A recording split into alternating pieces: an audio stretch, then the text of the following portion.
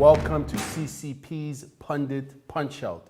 This is where we discuss issues in combat sports from a critical perspective, consider it a discussion, possibly even a debate. The subject at hand today is the role of self-promotion in mixed martial arts and all combat sports, be it amateur or pro.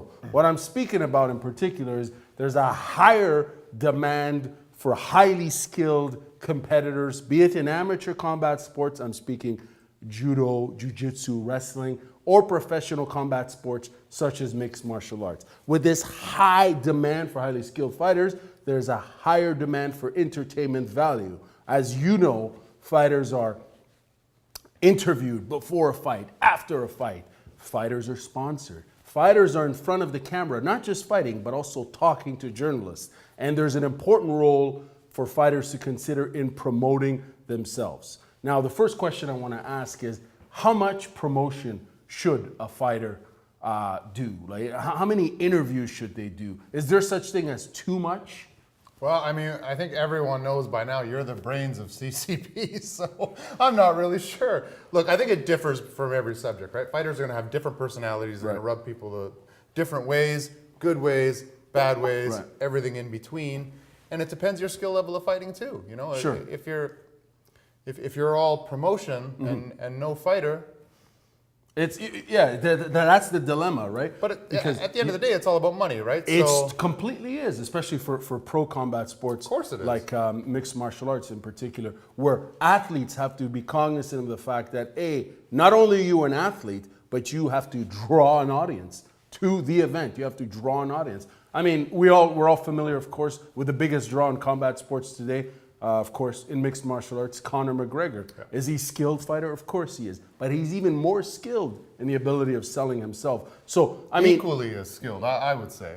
Oh, it's on par. I would say so, yeah. I mean, he's done things physically that no one else has done before, so... He sure has. He sure has. But I just think he's really been a huge influencer in the art of self-promotion in mixed martial arts. He sure has, because we're seeing a lot of people ask for the money fights now. Yes. And and of course the promoter's saying, well, you're not Conor McGregor. That's but a lot of people are trying to become Conor McGregor. They are. And it's interesting now because the question becomes, well, let's say you're a world-class, high-level fighter in whatever respective combat sport. Let's say you have social anxiety and you can't get in front of the camera. How does that impact your career as a combat sports athlete? Because the reality is, I think that's very real.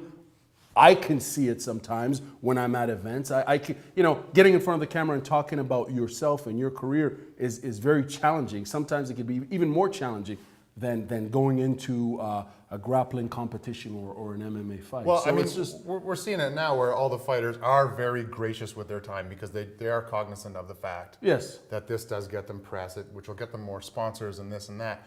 But I'll tell you when it's too much.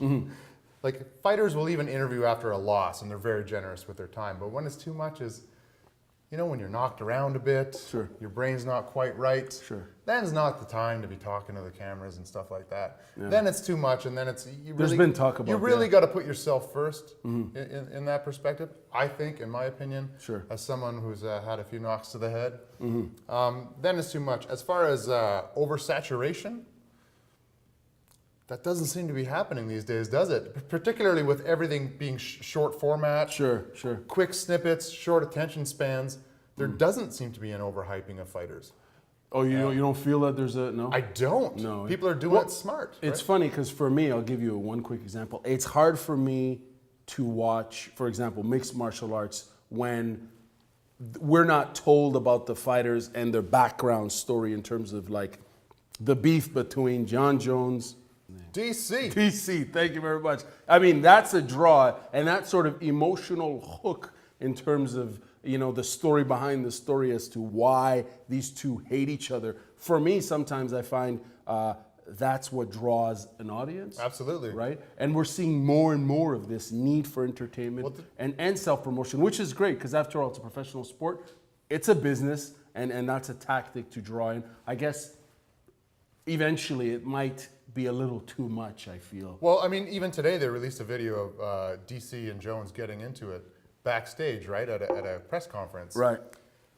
And they're releasing it because it sells and because it builds hype. That's the reality. It does. But is that too much? Bottle throwings, is that too much? It's all entertainment. It's the TMZ sort of effect, and it kind of blurs the line sometimes between this great sport of mixed martial arts and the theatrics of sports entertainment and pro wrestling. You're talking pro wrestling? Yeah, I mean, is someone gonna hit me with a chair right now? Maybe. No. Derek Price might just hit you with a chair, brother. Thank you very much for listening. Make sure you leave some comments. Tell us what you think about the subject matter here. You're listening and watching to CCP Pundit Punch Out.